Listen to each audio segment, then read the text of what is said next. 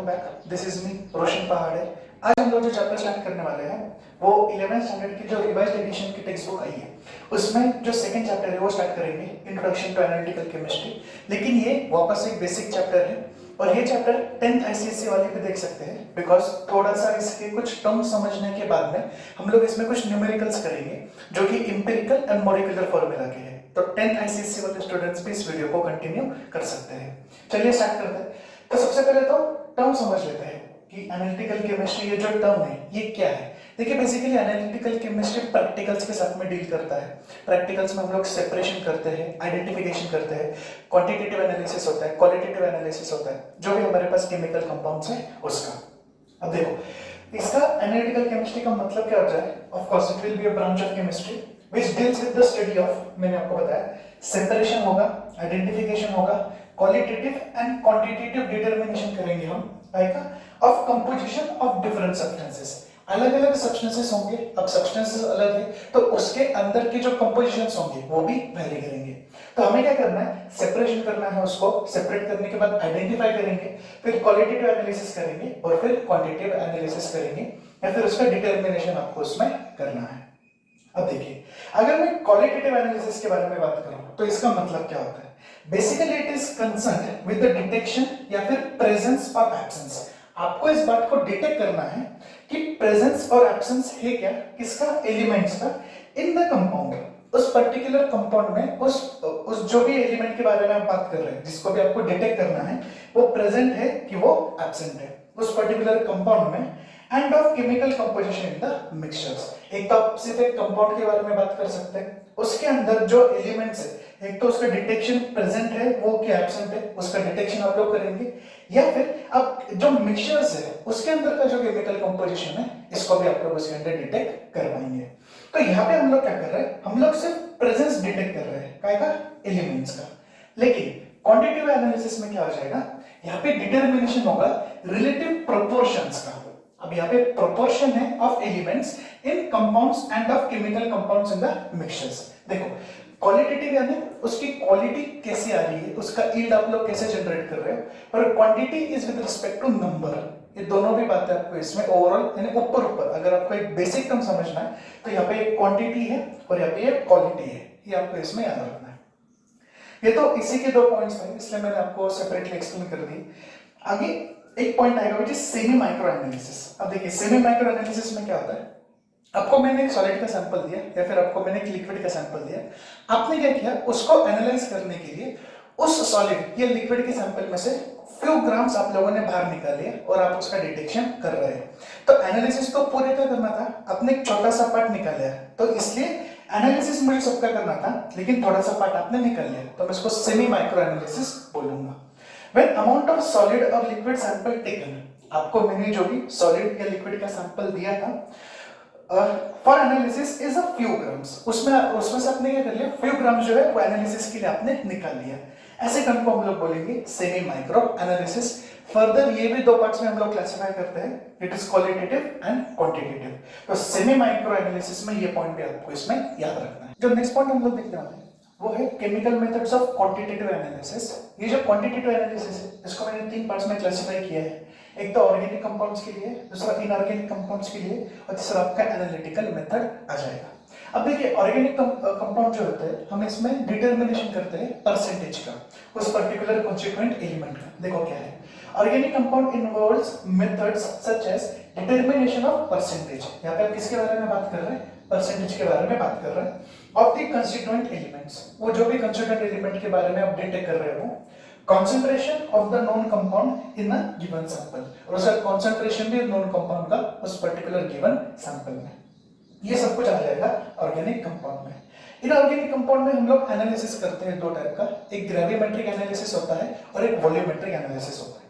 So inorganic compound will involve methods such as, देखो gravimetric analysis मतलब उसके अंदर डिकम्पोजिशन होता है, प्रेसिपिटेशन होता है, ऐसे प्रोसेसेस होंगे। और दूसरा क्या था, वॉल्यूमेट्रिक एनालिसिस। अब इसमें क्या होता है, progress of reaction between two solutions till it's completion. दो सॉल्यूशंस के बीच में वो जब तक प्रोग्रेस करेंगे, और प्रोग्रेस करेंगे मतलब जब तक आपकी रिएक्शन कंप्लीट नहीं होती तब तक। तो ये सब कुछ हम लोग कंसीडर करते हैं इनऑर्गेनिक कंपाउंड्स में। जब आती है एनालिटिकल मेथड के बारे में, यहाँ पे हम लोग क्या करते हैं, मेजरमेंट करेंगे मास और वॉल्यूम का। अब देखिए क्या करना है, it involve the measurement of quantity such as mass and volume. मैंने जस्ट आपको बताया कि मास एंड वॉल्यूम का जो क्वांटिटीज है इसका हम लोग क्या करते हैं, मेजरमेंट करते हैं यूजिंग सम इक्विपमेंट या फिर apparatus। कुछ apparatus या फिर इक्विपमेंट का यूज करेंगे। तो मास एंड वॉल्यूम गिनने के लिए क्या यूज कर सकते हैं, वेइंग मशीन्स यूज कर सकते हैं, ब्यूरेट यूज करते हैं, ऐसे सारी चीजें हम लोग कंसीडर करते हैं एनालिटिकल मेथड के अंदर। जो नेक्स्ट पॉइंट हम लोग स्टार्ट करने वाले हैं वो है mathematical operation and error analysis. इसके पहले मुझे आपको एक छोटा सा पॉइंट बताना है। आप लोगों ने ये देखा होगा कि एयरपोर्ट्स पे जब चेकिंग होती है तो एक मशीन के थ्रू लगेज को पास किया जाता है। अब वहां पे क्या होता है, वहां पे वो जो मशीन है उस लगेज के अंदर का नाइट्रोजन कंटेंट गिनती है, बिकॉज जितने भी केमिकल एक्सप्लोसिव बनते हैं इसके अंदर नाइट्रोजन का कंटेंट काफी ज्यादा होता है। तो वो जो मशीन है वो उस लगेज के अंदर का नाइट्रोजन कंटेंट गिनेगी। अगर वहां पे नाइट्रोजन डिटेक्ट, उस मशीन ने नाइट्रोजन को ज्यादा अमाउंट में डिटेक्ट कर दिया तो सेंसर पे रिंग होता है और फिर उसके आगे फर्दर चेकिंग की जाती है। तो केमिकल एनालिसिस का मुझे आपको सिर्फ एक छोटा सा एग्जांपल यहाँ पे देना था। जो नेक्स्ट पॉइंट हम लोग स्टार्ट करने वाले हैं वो है मैथमेटिकल ऑपरेशन। अब मैथमेटिकल ऑपरेशन का केमिस्ट्री में या फिर स्पेशली जो एनालिसिस आप कर रहे हैं यानी कि एनालिटिकल केमिस्ट्री में क्या यूज है, देखिए क्या होता है, हम लोग जब लैब्स में यानी जब students under the guidance of a professor या फिर टीचर जब एक्सपेरिमेंट्स को परफॉर्म करते हैं, हम लोग काफी स्मॉल स्केल में इसको परफॉर्म करते हैं। कभी कभी 0.2 ग्राम्स पे रिएक्शन लेते हैं, कभी 0.5 पे, बहुत हो गया तो 1 या फिर 2 ग्राम्स तक जाती है। एनालिसिस जब हम करते हैं, अगर आप लोग टी का एनालिसिस कर रहे हैं कि उसके अंदर कितने अमाउंट में कैफीन वगैरह प्रेजेंट है, तो हम लोग 10 ग्राम्स तक भी उस रिएक्शन को लगाते हैं। लेकिन ये काफी स्मॉल अमाउंट है, यानी 10 ग्राम्स वगैरह 1 ग्राम 0.5 ग्राम ये काफी स्मॉल अमाउंट है। लेकिन जब लार्ज स्केल पे यानी इंडस्ट्रियल स्केल पे जब आप इसमें एक्सपेरिमेंट्स को परफॉर्म करते हैं तब क्या होगा कि आप इसको ज्यादा अमाउंट में लेते हैं। यहाँ पे आपसे या फिर केमिकल एपरेटस से इनकरेक्शंस होने के चांसेस है, यानी यहाँ पे फिर क्या कंडीशन आ जाएगी कि जो भी आप लोग वहाँ पे एनालिसिस कर रहे हैं वो इनकरेक्ट होने के चांसेस है। बिकॉज कभी कभी क्या होता है, मशीन जो होती है ये 100% एफिशिएंट नहीं होती है कभी भी, तो मास गिनते वक्त कभी कभी थोड़ा उसके अंदर अप्रोक्सीमेशन आ सकते हैं, या फिर जब हम लोग इसको कैलकुलेट कर रहे हैं तो हमें जो भी वो केमिस्ट्री लैब में जब हम कुछ भी काम करते हैं तो वो मेजरमेंट के थ्रू काम करते हैं। ऐसा नहीं कि आपने एसिड 1 ml डालना था, आपने 10 ml डाल दिया तो भी चलेगा, इस हिसाब से काम नहीं होता है। दूसरी बात, अगर आपके जो मेजरमेंट्स है वो इनकरेक्ट है तो जो आपका फाइनल आंसर है वो एक्यूरेट नहीं आएगा, जो भी आपको उसमें करना है। कभी कभी ये अनसेफ भी हो सकता है एक केमिस्ट्री लैब के अंदर। तो इसीलिए यहाँ पे हम लोग कुछ टर्म्स को देखेंगे कि आप लोग उसको जब लिखते हो तो थोड़ा और एक्यूरेट आने के लिए जीरोस वगैरह अगर आ रहे हैं, बिफोर द डिजिट है, आफ्टर द डिजिट है, डेसिमल के आगे पीछे है, तब हम इसके अंदर क्या करेंगे। इसलिए एक छोटा सा पॉइंट है जो मुझे यहाँ पे आपको बताना था। तो देखिए इसमें जब भी हम लोग यहाँ पे एरर डिटेक्शन करेंगे, so the numbers are expressed in scientific या फिर एक्सपोनेंशियल नोटेशंस। तो हम लोग क्या करते हैं, कुछ नोटेशंस का इसके अंदर यूज करने वाले हैं। अब वो कैसे आएगा, इसके लिए जो हम लोग नोटेशन यूज करते हैं that is n into 10 to the power small n। ये जो फॉर्मूला है यानी फॉर्मूला नहीं है, ये एक एक्सप्रेशन है, इसके हिसाब से हम लोग हमारे नोटेशंस को एक्सप्रेस करते हैं। देखिए ये जो कैपिटल N है that is the value between 1 to 10, 1 से लेके 10 तक जो भी वैल्यू होगी ये हम लोग उसमें प्लेस कर देंगे। और ये जो स्मॉल n है इसमें पॉजिटिव एंड नेगेटिव वैल्यूज आएगी, यानी जब हम उसको रेज करेंगे तो पॉजिटिव एंड नेगेटिव वैल्यूज हम उसमें कंसीडर करते हैं। जैसे फॉर एग्जांपल देखिए ये एवोगाड्रोस नंबर है, हालांकि आपको पता ही है कि 6.022 into 10 to the power 23। अगर मैंने इसको पूरा एक्सप्रेस कर दिया तो मुझे इतने बड़े फॉर्म में उसको लिखना पड़ेगा, तो बार बार तो मैं इतना बड़ा फॉर्म उसमें नहीं लिख सकता, तो मैंने उसको इस टाइप में कन्वर्ट कर दिया। अब ये जो n था मैंने बोला दैट इज 1 to 10, तो मैंने इसको 6 दे दिया, that is okay, into 10 to the power ये जो n है दैट कैन बी पॉजिटिव और नेगेटिव। अब यहाँ पे तो वो पॉजिटिव टर्म है इसलिए मैंने 10 to the power उसको 23 किया। जैसे अभी ये वाली टर्म है 0.0015, इसको मैं कैसे लिख सकता हूँ 1.5 into 10 to the power -4। अब आपको इसमें एक बात याद रखनी, अगर आप ये जो डेसिमल्स को आप जब आप शिफ्ट करेंगे तो नेगेटिव वैल्यू कब आने वाली है और पॉजिटिव वैल्यू कब आने वाली है। तो नेगेटिव वैल्यू अगर मैं लेफ्ट की तरफ जा रहा हूँ, अगर मैं जो जब इसको मैं डिवाइड करूंगा मैं लेफ्ट की तरफ अगर जा रहा हूँ तो वैल्यू नेगेटिव आएगी, और अगर मैं राइट की तरफ जाने वाला हूँ तो वैल्यू पॉजिटिव आएगी, जैसे कि यहाँ पे। अब देखिए ये 70,000 था, मैंने इसको क्या किया 7 into 10 to the power 4 लिखा। अब अगर मैं जब इसको मल्टीप्लाई करूंगा तो मैं कौन सी तरफ जाने वाला हूँ, राइट हैंड साइड जाऊंगा, तो मेरा ये आंसर आएगा। आपको दोनों तरफ से सवाल आएंगे 70,000 को 7 into 10 to the power 4 में कन्वर्ट करो, या फिर 7 into 10 to the power 4 का मतलब क्या है, दैट इज 70,000। ऐसे दोनों के साइड से आपको क्वेश्चंस आएंगे। अब 0.00461 है, मैं लेफ्ट की तरफ आऊंगा तो 4.61 हो गया, ये जो डेसिमल था वो into 10 to the power -3। देखिए ये जो मैं लेफ्ट की तरफ राइट की तरफ बोल रहा हूँ, ये मैं डिवीजन के रिस्पेक्ट में बोल रहा हूँ, यानी आपके पास जितने भी टर्म्स है उसके हिसाब से जब आप मैथ्स में डिवीजन करते हैं, या फिर आप यहाँ पे डायरेक्टली भी इसको याद रख सकते हैं कि आप लोग जब राइट की तरफ गए डेसिमल को शिफ्ट करने के लिए, तो आप नेगेटिव टर्म का यूज कर सकते हैं। और अगर यहाँ पे जैसे कि फॉर एग्जांपल डेसिमल ही नहीं था यहाँ पे किसी कहीं पे भी, और आपने क्या किया 7 के बाद में यहाँ पे डेसिमल दिया, तो आप पॉजिटिव टर्म का भी वहां पे यूज कर सकते हैं। तो यहाँ पे जिस हिसाब से भी आपको लगे आप इसको यहाँ पे सॉल्व कर सकते हैं। दो टर्म्स आएंगे इसमें, और one is the accuracy of measurement और अगला जो है दैट इज लीस्ट काउंट। अब एक्यूरेसी ऑफ मेजरमेंट मतलब क्या, आप कितना नजदीक है एक्यूरेट आंसर से, nearness of the measured value to the true value, true value जो आने वाली थी उसके कितने नजदीक है आप लोग, इसको हम लोग क्या बोलेंगे, accuracy of measurement. Least count यानी जो भी मेजरिंग इक्विपमेंट आप यूज कर रहे हैं उसमें सबसे छोटा जो काउंट आने वाला है, द स्मॉलेस्ट काउंट, वो क्या है, the smallest quantity that can be measured by the measuring equipment. वो जो स्मॉलेस्ट क्वांटिटी आएगी है ना, जो भी measuring instrument sorry measuring equipment का आप यूज कर रहे हैं उसमें स्मॉलेस्ट क्वांटिटी क्या मेजर की जा सकती है, इसको हम लोग यहाँ पे बोलते हैं लीस्ट काउंट। जो नेक्स्ट पॉइंट हम लोग देखने वाले हैं, अब हम लोग कुछ फॉर्मूलाज देखेंगे और फिर उसके आगे कुछ न्यूमेरिकल्स भी हम लोग इसमें प्रैक्टिस करेंगे। देखिए सबसे पहले तो एब्सोल्यूट एरर। एब्सोल्यूट एरर का मतलब क्या होता है, जो भी आपका ऑब्जर्व्ड वैल्यू है उसमें से आपको ट्रू वैल्यू को सबट्रैक्ट कर देना है, इसका जो भी आंसर आएगा वो आएगा आपका एब्सोल्यूट एरर। अब देखिए एरर पॉजिटिव भी हो सकते हैं, नेगेटिव भी हो सकते हैं, इसमें क्या करना है मैं आपको आगे बताता हूँ। अब रिलेटिव एरर क्या है, अगर आपके पास एब्सोल्यूट एरर है उसके बेसिस पे आप रिलेटिव एरर को कैलकुलेट कर सकते हैं। अब वो कैसे होगा, रिलेटिव एरर विल बी जो भी आपका एब्सोल्यूट एरर का वैल्यू आया है वो divided by the true error जो उसमें था मल्टीप्लाई बाय 100%। तो इसका कैलकुलेशन हम लोग यहाँ पे करेंगे आगे। अब एब्सोल्यूट डेविएशन क्या होता है, जब मैं एब्सोल्यूट डेविएशन के बारे में बात करूंगा that will be the observed value subtracted by the mean, लेकिन उसका मॉड्यूलस मुझे यहाँ पे लेना है। आगे देखिए मीन एब्सोल्यूट डेविएशन। अब मीन एब्सोल्यूट डेविएशन से मेरा क्या मतलब है, arithmetic mean of all the absolute deviations. आपको सिर्फ मीन कैलकुलेट करना है। फॉर एग्जांपल 4 वैल्यूज दी है, चारों को ऐड कर देंगे डिवाइड बाय 4, जो आपका आंसर आएगा that will be the arithmetic mean. अब रिलेटिव डेविएशन अगर मुझे चाहिए तो मैं क्या करूंगा, मेरा जो मीन एब्सोल्यूट डेविएशन आया था मैं यहाँ पे लिखूंगा divide by the mean multiply by 100%। इसका कैलकुलेशन मुझे यहाँ पे दे देगा रिलेटिव डेविएशन। अब देखिए न्यूमेरिकल देखते हैं ताकि आपको समझ में आए इसको अप्लाई कैसे करना है। In an experiment 10 gram potassium chlorate on decomposition gives the following data. आपको 10 ग्राम पोटेशियम क्लोरेट दिया था और उसके कुछ डेटा आपको यहाँ पे मिले हैं। एक तो ये मिला है 3.8 ग्राम ऑफ ऑक्सीजन आपको उसमें मिल गया, and actual mass of oxygen in the quantity of potassium chlorate is 3.92। Actual में 3.92 था लेकिन आपको मिला 3.8 ग्राम्स।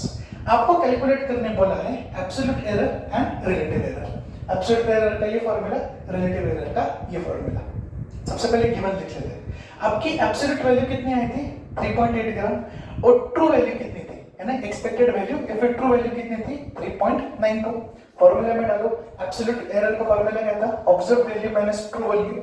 ऑब्जर्व वैल्यू कितनी है आपकी 3.8, ट्रू वैल्यू कितनी थी 3.92।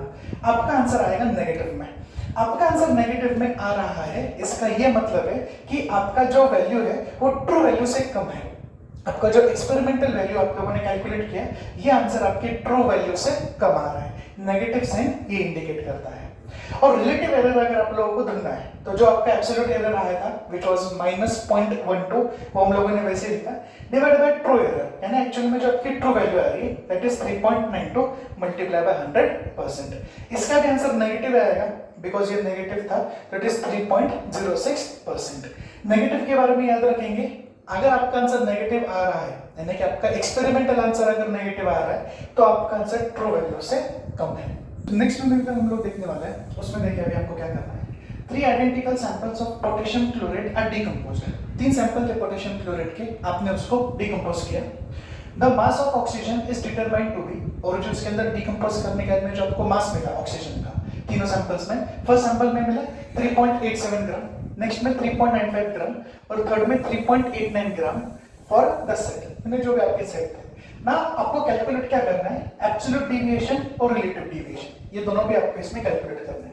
सबसे पहले हम लोग क्या करेंगे, ये जो तीन वैल्यूज हमको दी है हम इसका मीन कैलकुलेट कर लेंगे। सो 3.87 लिखा मैंने, 3.95 लिख लिया और 3.89 लिख लिया। तीन सेट है, जब डिवाइडिंग 8 by 3 तो आपका आंसर आता है 3.90। अभी मैंने क्या किया, ये जो तीनों सैंपल थे, तीन सैंपल्स को यहाँ पे लिखा, जो भी उनके आंसर्स मुझे दिए थे, मैंने जो भी ऑक्सीजन डिटरमिनेशन हुआ था वो सब कुछ मैंने यहाँ पे लिखा। अब जो एब्सोल्यूट डेविएशन है, मैंने आपको मॉड्यूलस में बताया था, यानी कि ये कभी भी पॉजिटिव वैल्यू होती है। एब्सोल्यूट डेविएशन में इसमें से हम इसको सबट्रैक्ट करेंगे, यानी 3.87 माइनस 3.90 मॉड्यूलस में होने की वजह से नेगेटिव आंसर को भी पॉजिटिव लिखा जाता है। So this subtracted by this आपको 0.03 मिल जाएगा। आगे यहाँ से इसको सबट्रैक्ट करेंगे 0.05, यहाँ से इसको सबट्रैक्ट करेंगे 0.01। अब क्या होगा, मीन एब्सोल्यूट डेविएशन, ये तो सिर्फ मीन था, अब आया मीन एब्सोल्यूट डेविएशन, यानी जो भी आंसर्स आपको आए इनके आप लोग एडिशन करेंगे डिवाइडेड बाय 3, क्योंकि वो तीन सेट थे, तो इसका आपका मीन डेविएशन आ जाता है 0.03। आगे तो एब्सोल्यूट डेविएशन हो गया, अब आते हैं रिलेटिव डेविएशन पे। रिलेटिव डेविएशन का जो फॉर्मूला है that is mean absolute deviation, जो आपको आंसर मिला, डिवाइडेड बाय द मीन, जो हमारा इधर आंसर आया था, मल्टीप्लाई बाय 100%। तो मीन एब्सोल्यूट डेविएशन वो 0.03, आपका मीन जो आया था दैट इज 3.90 मल्टीप्लाई बाय 100%, आपका जो फाइनल आंसर आता है दैट इज 0.8%। तो 0.8% जो है that is your relative deviation. जो अगला पॉइंट हम लोग देखने वाले हैं वो है with respect to significant figures. अब सिग्निफिकेंट फिगर्स में हम लोग क्या देखते हैं, अब देखो significant figures in a measurement या फिर result are the number of digits known, उसके अंदर के कौन से डिजिट्स आपको कंसीडर करने हैं या फिर कौन से डिजिट से आपको इंफॉर्मेशन मिलेगा, ये हम लोग इसमें देखेंगे। लेकिन कुछ रूल्स हैं। First rule, all non zero digits are significant. अब देखिए ये एक वैल्यू मैंने यहाँ पे लिया है, फॉर एग्जांपल इसके अंदर क्या है, एक भी जीरो आपके पास नहीं है, सारे के सारे नॉन जीरो डिजिट्स है, तो सब के सब सिग्निफिकेंट होंगे। तो ये कितने डिजिट्स है, 1 2 3 4 एंड 5, तो टोटल यहाँ पे 5 सिग्निफिकेंट डिजिट्स आपके पास है। अब देखिए यहाँ पे क्या है, अगर आपके जीरो जो है वो वो नॉन जीरो के बीच में आ रहा है, जैसे कि 1 है और 6 है या फिर 2 है और 6 है, ये दोनों नॉन जीरो डिजिट्स है। नॉन जीरो डिजिट्स के बीच में के जो जीरोस है ये भी आप लोग कंसीडर कर सकते हैं। सो इट इज 3 एंड 3, तो टोटल आपके पास 6 सिग्निफिकेंट डिजिट्स हो जाते हैं। लेकिन यहाँ पे देखिए, यहाँ पे क्या है, नॉन जीरो डिजिट के पहले का अगर जीरो है वो नहीं गिना जाता है। फिर आप बोलेंगे यहाँ पे क्यों गिना, यहाँ पे पहले नॉन जीरो डिजिट्स थे, यहाँ पे ये जीरो वाला डिजिट है, ये नॉन जीरो नहीं है, इसीलिए हम लोग ये वाला जो जीरो है यानी डेसिमल के बाद वाला इसको काउंट नहीं करेंगे। तो आपके जो सिग्निफिकेंट फिगर्स होंगे वो सिर्फ 2 ही आएंगे। ये एक बहुत इंपॉर्टेंट पॉइंट है, आपको इसमें याद रखना पड़ेगा यहाँ पे। लेकिन अभी ये वाली कंडीशन देखिए, जो भी नॉन जीरो डिजिट है उसके आगे के तो मैं कंसीडर कर सकता हूँ, तो यहाँ पे मेरे डिजिट्स कितने हो जाएंगे, 3। ये यहाँ पे जीरो वाला है इसलिए मैं उसको कंसीडर नहीं करूंगा। आगे देखिए, अब ये साइंटिफिक नोटेशंस में आ गए, मैंने आपको बताया था n into the power small n, इस कंडीशंस में ये आ रहा है। तो इसमें ये जो n वाला वैल्यू है यानी या n मतलब जो मल्टीप्लिकेशन के पहले वाला वैल्यू है, ये सब के सब आप लोग इसके अंदर सिग्निफिकेंट डिजिट्स में गिन सकते हैं। तो 2.035 यानी टोटल ये कितने हो गए, 4 डिजिट्स हो गए, तो सिग्निफिकेंट वैल्यू 4 आ जाता है। 3.25 टोटल ये 3 हो गए, 1 2 एंड 3, तो टोटल वैल्यू आ जाता है। कुछ एग्जांपल भी लिए मैंने, 4.065। अब देखिए जीरो जो है ये नॉन जीरो डिजिट्स के बीच में है, तो आपको सबका सब गिनना पड़ेगा, दैट इज व्हाई इसका वैल्यू आ जाएगा 4। यहाँ पे क्या कंडीशन है, अब ये आपका साइंटिफिक नोटेशन में आ गया, जैसे ये वाली कंडीशन थी, मल्टीप्लिकेशन के पहले का सब कुछ गिन लो, 3 एंड 3 डिजिट्स, टोटल कितने डिजिट्स हो गए, 6। अब यहाँ पे देखिए ये वाला रूल यहाँ से आता है, ये जो जीरोस है मैं इसको यहाँ पे काउंट नहीं कर सकता, तो ये वाली जो टर्म्स है इसको मैं यहाँ पे काउंट करूंगा। तो इसका जो फाइनल आंसर आएगा दैट विल बी 4। ये कुछ रूल्स है with respect to scientific figures जो कि आपको याद रखने हैं। जो नेक्स्ट पॉइंट हम लोग स्टार्ट करने वाले हैं वो है डिटरमिनेशन ऑफ मॉलिक्यूलर फार्मूला। अगर आपको एक मॉलिक्यूलर फार्मूला को डिटरमाइन करना है तो आप कैसे करेंगे, जो कि मैंने मेरे वीडियो के स्टार्टिंग में बताया था कि ये वाला पार्ट जो है that will be important for 10th ICSE students. मैं इस वाले पार्ट के बारे में बात कर रहा था। तो ध्यान देंगे क्या करना है, सबसे पहले तो परसेंटेज कंपोजिशन है of a compound is a percentage by weight of each element present in a compound। आपको याद क्या रखना है, वो परसेंटेज बाय वेट होता है। इसके रिगार्डिंग हम लोग आगे न्यूमेरिकल्स करेंगे, लेकिन फिलहाल मैं आपको सिर्फ वो टर्म समझा रहा हूँ कि क्या है, न्यूमेरिकल्स में डेफिनेशन और बेटर क्लियर हो जाएंगे। Of a compound is a percentage by weight of each element present in a compound। आगे देखिए एम्पिरिकल फॉर्मूला और फिर आगे आएगा molecular formula. Empirical formula is the simplest ratio of atoms of constituent elements in a molecule. एकदम simplest ratio आपको इसमें calculate करना है। अब देखिए पहले मैं इसका एग्जांपल बताता हूँ, फिर एग्जांपल आपको एक्सप्लेन करता हूँ। मॉलिक्यूलर फॉर्मूला क्या है? It will indicate the actual number of atoms, उसके अंदर एक्चुअल नंबर ऑफ एटम्स कितने प्रेजेंट है ये यहाँ पे वो इंडिकेट करेगा। Of elements in a molecule, उस एलिमेंट में कौन से जो एलिमेंट्स प्रेजेंट है इसका एक्चुअल नंबर को इंडिकेट करता है। जैसे फॉर एग्जांपल C6H6, अब हमको सबको पता है कि C6H6 जो है that is the formula of benzene. अब यहाँ पे हमने नंबर्स इंडिकेट कर दिए, that was true with respect to molecular formula. लेकिन जब आप सिंपलेस्ट रेशियो निकालते हैं तो हम लोग सेम डिजिट्स को डिवाइड कर देते हैं। अब वो 2 और 4 होता तो भी डिवाइड होता, यहाँ पे 6 और 6 है तो भी डिवाइड हो रहा है। तो 6 और 6 डिवाइड होने के बाद में आपके पास क्या बचेगा? 1 and 1, मतलब C6H6 की जगह पे आप लिख देते हैं CH। ये आपको इसमें याद रखना है। अब देखिए जो मॉलिक्यूलर फार्मूला है that is R multiply by empirical formula. अब ये जो R है ये क्या होता है? देखो मैंने मॉलिक्यूलर फार्मूला नहीं लिखा है, मैंने मॉलिक्यूलर मास लिखा है divided by empirical formula mass. इनका मतलब क्या है ये वैसे मैं आपको आगे क्लियर करूंगा ही न्यूमेरिकल्स में, लेकिन जो भी आपको मॉलिक्यूलर फार्मूला आता है इसका मास हम लोग कैलकुलेट करते हैं, वो हम लोग यहाँ पे लिखेंगे। और जो भी आपका एम्पिरिकल फार्मूला आता है इसका भी मास हम लोग कैलकुलेट करेंगे और हम लोग यहाँ पे उसको नीचे लिखेंगे। इसका डिवीजन का जो आंसर आएगा वो आप लोग यहाँ पे प्लेस करते हैं और फिर आगे आप लोग फर्दर मल्टीप्लिकेशन करते हैं। अब देखिए मैंने 2 एग्जांपल्स लिए और हम लोग इसके अंदर परसेंटेज कंपोजिशन जो है ये हम लोग इसके अंदर कैलकुलेट करेंगे। पहला जो है that is lead phosphate. Lead phosphate का जो फार्मूला है दैट इज Pb3PO4 ट्वाइस। ये आपका लीड फॉस्फेट का फार्मूला है। आपको एटॉमिक मासेस लगेंगे। सो लीड का mass is 207, phosphorus is 31 and oxygen is 60। अभी सबसे पहला काम परसेंटेज कंपोजिशन में ये होता है कि जो भी फार्मूला आपको दिया है आपको उसका मोलर मास जो है ये कैलकुलेट करते आना चाहिए। वैसे मैंने मेरे प्रीवियस लेक्चर्स में बताया था कि कैसे कैलकुलेट करना है, फिर भी एक बार में बता देता हूं। तो अभी Pb जो दैट इज 3 टाइम्स, तो 3 मल्टीप्लाई बाय उसका weight 207 plus phosphorus is 2 times, so 2 multiply by phosphorus का वेट। ऑक्सीजन जो है that is 4 2 8, so 8 multiply by oxygen का weight. 3 into 207 is 61, 2 into 31 is 62 and 8 into 16 is 128। इन सबके addition आती है 811। अभी हमें क्या करना है, हर एक का परसेंटेज हमको इसके अंदर कैलकुलेट करना है। तो हमने क्या लिया, परसेंटेज ऑफ लीड ले लिया सबसे पहले। अब देखिए परसेंटेज ऑफ लीड में ये वैल्यू अभी नहीं लेनी है, अभी आपकी ये जो आंसर्स आए ना ये वाली वैल्यू हम लोग यहाँ पे लिखेंगे। जिसका भी आपको परसेंटेज कैलकुलेट करना है उसका जो आंसर है उसको यहाँ पे प्लेस करेंगे, डिवाइडेड बाय जो टोटल मोलर मास है वो नीचे प्लेस किया जाता है and then multiply by 100 because हमको परसेंटेज कैलकुलेट करना है। तो परसेंटेज ऑफ लीड जो है वो कितना था 61 मैंने ले लिया, डिवाइडेड बाय टोटल मोलर मास जो है मल्टीप्लाई बाय 100। आपका आंसर आता है 76.57%। फास्फोरस चाहिए तो मैं ये वाली वैल्यू नहीं लूंगा, मैं ये वाली वैल्यू लूंगा।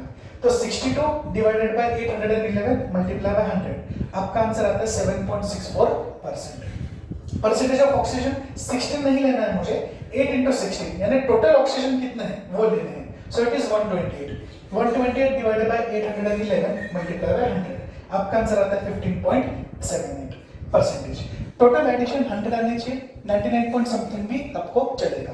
तो आपको इसमें ये बात हमेशा याद रखनी है। जैसे हमने लीड फॉस्फेट किया वैसे अभी नाइट्रिक एसिड है HNO3, नाइट्रोजन, हाइड्रोजन का weight 1, nitrogen is 14, oxygen is 16। सबसे पहले मोलर मास कैलकुलेट करेंगे। हाइड्रोजन के नीचे कुछ नहीं है, मतलब by default it is 1, so 1 into 1 ले लेंगे। नाइट्रोजन भी 1 है तो 1 into 14 आ जाएगा and oxygen is 3 times, so 3 into 16 तो हमने यहाँ पे ले लिया। 1 into 1 is 1, 14 1 is 14 and 3 into 16 is 48। इसकी एडिशन आ जाती है 63। अब देखिए क्या करना है, परसेंटेज ऑफ हाइड्रोजन है, अब यहाँ पे जो है वो कंसीडर करेंगे। सो 1 डिवाइडेड बाय 63 मल्टीप्लाई बाय 100, आपका आंसर आता है 1.59%। नाइट्रोजन लेना है, ये वाला वेट लूंगा मैं 14 upon total weight 63 multiply by 100 that is 22.22%। और ऑक्सीजन तो 48 लूंगा मैं, 48 अपॉन 63 मल्टीप्लाई बाय 100, आपका आंसर आता है 76.19%। तो इस तरीके से हम लोग जो परसेंटेज कंपोजिशन है इसको यहाँ पे कैलकुलेट करते हैं। नेक्स्ट हम लोग एम्पिरिकल फॉर्मूला कैसे कैलकुलेट करते हैं ये देखने वाले हैं। तो एक एनालिसिस किया गया था और एनालिसिस करने में समझ में आया कि सोडियम जो था वो 43.4% में आपको मिला और कार्बन जो था वो 11.3% में आपको मिला और आपको इसका इंपेरिकल फॉर्मूला जो है ये कैलकुलेट करने के लिए बोला गया। सबसे पहली स्टेप आप लोग जो करेंगे वो ये है कि आपको क्वेश्चन में जो परसेंटेजेस दिए हैं आपको उसकी एडिशन करके ये देखना है कि उसका आंसर 100 आता है कि नहीं आता है। सबसे पहला काम आपका ये है। अब देखिए इन दोनों की एडिशन करने के बाद में आपका परसेंटेज 100 आने वाला नहीं है, तो हम लोग क्या करेंगे, इन दोनों की एडिशन करेंगे। ठीक है, इन दोनों की एडिशन करके आप 100 में से उसको सब्ट्रैक्ट करेंगे। इन दोनों की एडिशन करने के बाद में अब देखिए 43.4 है आपके पास एंड प्लस 11.3 है। अब इसकी एडिशन जो है वो कुछ ये आने वाली है 54.7। अब देखिए 54.7 में फिर हम लोगों ने क्या कर लिया, ये वैल्यू को आप 100 में से सब्ट्रैक्ट करेंगे। सो 100 माइनस 54.7, इसका जो आंसर है वो आता है 45.3 और ये जो आएगा ये बाय डिफॉल्ट आप ऑक्सीजन के लिए कंसीडर करते हैं। ये मैंने डिवाइड बाय 0 नहीं किया है, ये मैंने अंडरलाइन करके आपको ये बताया कि ये जो वैल्यू आएगी ये आप ऑक्सीजन के लिए कंसीडर करेंगे, ये बाय डिफॉल्ट होता है। तो हम लोगों ने क्या किया, क्वेश्चन में जो परसेंटेजेस दिए थे उसको ऐड किया और ऐड करने के बाद में हम लोगों ने ये देखा कि वो 100 आ रहा है कि नहीं आ रहा है। 100 आ रहा है तो कोई इशू नहीं है, 100 नहीं आ रहा है तो जो एडिशन है इसको आपको 100 में से सब्ट्रैक्ट करना पड़ेगा। तो एडिशन 54.7 आई थी, 100 में से उसको हम लोगों ने सब्ट्रैक्ट कर दिया। जो भी आंसर आएगा that will be the percentage of oxygen. इसके आगे आपको उस पर्टिकुलर एलिमेंट का एटॉमिक वेट लगेगा। तो sodium is 23, carbon is 12, oxygen is 16। ऐसे पहले 3 कॉलम हम लोग बना देते हैं। फोर्थ में आपको क्या करना है, percentage composition divided by atomic weight. तो ये 43.4 था, डिवाइड बाय 23 कर दिया, इसका आंसर आ गया 1.89। 11.3 डिवाइड बाय 12 कर दिया, आंसर आ गया 0.94। 45.3 डिवाइड बाय 16 कर दिया, आंसर आ गया 2.83। यहाँ पे आपका फोर्थ कॉलम भी कंप्लीट हो जाता है। अब आपको क्या करना है, ये जो आंसर्स आ गए इसमें से आपको ये देखना है कि सबसे स्मॉलेस्ट आंसर या फिर सबसे स्मॉलेस्ट फिगर कौन सा है। 1.89, 0.94 एंड 2.83 में से सबसे स्मॉलेस्ट कौन सा है। So सबसे स्मॉलेस्ट इज 0.94। आप क्या करेंगे, सिंपलेस्ट रेशियो जब हम लोग कैलकुलेट करते हैं तो सारे आंसर्स को स्मॉलेस्ट डिजिट से डिवाइड किया जाता है। जैसे फॉर एग्जांपल 1.89 तो मैंने ले लिया, divide by the smallest digit. 0.94 तो था ही, divided by the smallest digit. 2.83 divided by the smallest digit. अब देखिए 1.89 डिवाइडेड बाय 0.94 आपका आंसर आ जाता है 2। 0.94 डिवाइडेड बाय 0.94 1 आएगा। 2.83 डिवाइडेड बाय 0.94 आपका आंसर आ जाता है 3। अब देखिए इसमें से मैं मेरा एम्पिरिकल फार्मूला कैसे बता पाऊंगा कि क्या है। Na is 2 times, तो Na के नीचे मैं लिख दूंगा 2। C is 1 टाइम, तो C के नीचे मैं कुछ भी लिखूंगा नहीं। एंड O is 3 टाइम्स, तो O के नीचे मैंने लिख दिया 3। तो ये जो भी एनालिसिस हुआ था उसमें से मैंने जो एम्पिरिकल फार्मूला कैलकुलेट किया दैट इज Na2CO3। इतना इजी है और ये सिर्फ आपको स्टेप्स इसमें याद रखने हैं। फाइनल जो आंसर आ जाएगा वो आपका फाइनल आंसर है। जो नेक्स्ट सेमेस्टर हम लोग करेंगे उसमें लास्ट में एक स्टेप ऐड होगा, वो क्या होगा वो मैं आपको बताता हूँ। देखिए सोडियम, सल्फर एंड ऑक्सीजन दिया है आपको। सोडियम का percentage 29.11, sulphur is 40.51, oxygen is 30.38। आगे फिर हम लोगों ने ले लिए उसके atomic weights. Sodium is 23, sulphur is 32, oxygen is 16। अब हम लोग क्या करते हैं, इसमें रिलेटिव नंबर ऑफ एटम्स के लिए percentage divided by atomic weight. 29.11 divide by 23 आपका आंसर आता है 1.266। 40.51 डिवाइड बाय 32 आपका आंसर आता है 1.266। अगेन 30.38 डिवाइड बाय 16 का आंसर आता है 1.898। जब हम लोग सिंपलेस्ट रेशियो कैलकुलेट करते हैं इसमें हम लोग क्या करते हैं, जो भी स्मॉलेस्ट आंसर है उसको सारे आंसर से हम लोग डिवाइड करते हैं। सो ऑब्वियसली 1.266 सबसे स्मॉलेस्ट आएगा, इसको हम लोग तीनों इससे डिवाइड करेंगे। पहले दो के आंसर्स तो 1 और 1 आएंगे, लेकिन जो थर्ड वाला आंसर है ये डेसिमल में आ रहा है एंड इट इज 1.5।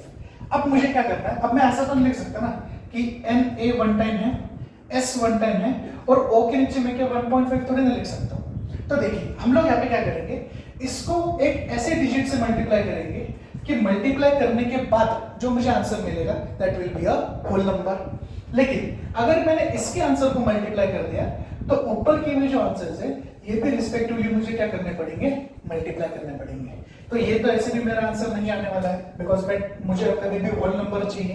तो मेरा फाइनल आंसर क्या आ गया, Na2। नेक्स्ट आगे इट विल बी S2 और आगे क्या आ जाएगा, इट विल बी O3। तो NaSO 1.5 is not the correct answer, your final answer is Na2S2O3। तो एक लास्ट स्टेप क्या ऐड हो गई यहाँ पे, जब आप सिंपलेस्ट रेशियो निकालते हो होल नंबर आ रहा है देन इट इज ओके, नहीं तो फिर आपको ऐसे डिजिट से मल्टीप्लाई करना पड़ेगा कि मल्टीप्लाई करने के बाद में आपको होल डिजिट वहां पे मिले, और फिर वो जो आंसर आएगा यहाँ पे जो भी आपके आंसर आएंगे वो डिजिट आप नीचे लिख देंगे, that will be your final answer. देखिए जो नेक्स्ट न्यूमेरिकल हम लोग करने वाले हैं इसमें इंपेरिकल फॉर्मूला से भी थोड़ा आगे आपको फाइनल मॉलिक्यूलर फॉर्मूला पूछा है कि आप कंपाउंड का मॉलिक्यूलर फॉर्मूला कैसे देंगे। क्वेश्चन ऐसा था कि कार्बन वाज 54.55%, हाइड्रोजन वाज 9.09%, इतनी दो ही चीजें दी थी, ऑक्सीजन मैंने कैलकुलेट किया। तो कैसे कैलकुलेट किया, इन दोनों को ऐड करो और 100 में से उसको सब्ट्रैक्ट कर दो, तो आपका जो आंसर आएगा दैट विल बी 36.36। एक और बात है, क्वेश्चन में वेपर डेंसिटी दिया था यानी कि Vd। अब वेपर डेंसिटी जो होता है इसका यूज करके हम लोग मॉलिक्यूलर फॉर्मूला कैलकुलेट कर सकते हैं। तो आपको फॉर्मूला का याद रखना है, दिस इज द फॉर्मूला जो कि हम लोग यहाँ पे यूज करने वाले हैं कि molecular formula is equal to 2 into vapour density. तो क्वेश्चन में वेपर डेंसिटी मुझे 44 दी थी, मैं उसको ट्वाइस यानी 2 से मल्टीप्लाई कर दूंगा तो मुझे मॉलिक्यूलर फॉर्मूला मिल जाता है, या फिर मॉलिक्यूलर फॉर्मूला मास मुझे यहाँ पे मिल जाता है विच इज 88। अब देखिए ये जो 88 है इसका यूज कहाँ होगा, वो यहाँ पे होगा कि जब हमको R कैलकुलेट करना होता है तो 88 और एम्पिरिकल फॉर्मूला मास से हम लोग उसको डिवाइड करते हैं। तो ये जो मॉलिक्यूलर फॉर्मूला है ये क्वेश्चन में देने जाने के दो तरीके हैं। एक तो डायरेक्टली आपको 88 दे देंगे कि जो मॉलिक्यूलर फॉर्मूला मास है या फिर जो मोलर मास है कंपाउंड का दैट इज 88, तो आप 88 डायरेक्टली ले सकते हैं, या फिर आपको वेपर डेंसिटी देंगे, आपको सिर्फ उसको 2 से मल्टीप्लाई करना है। तो जो भी मल्टीप्लाई करने के बाद में आपका आंसर आएगा that will B molecular formula mass या फिर मोलर मास। पहले न्यूमेरिकल देख लेते हैं, फिर ये मैं आपको आगे बता दूं कि क्या करना है। Carbon was 54.55 divided by atomic mass, तो इसका आंसर आ जाएगा 4.545।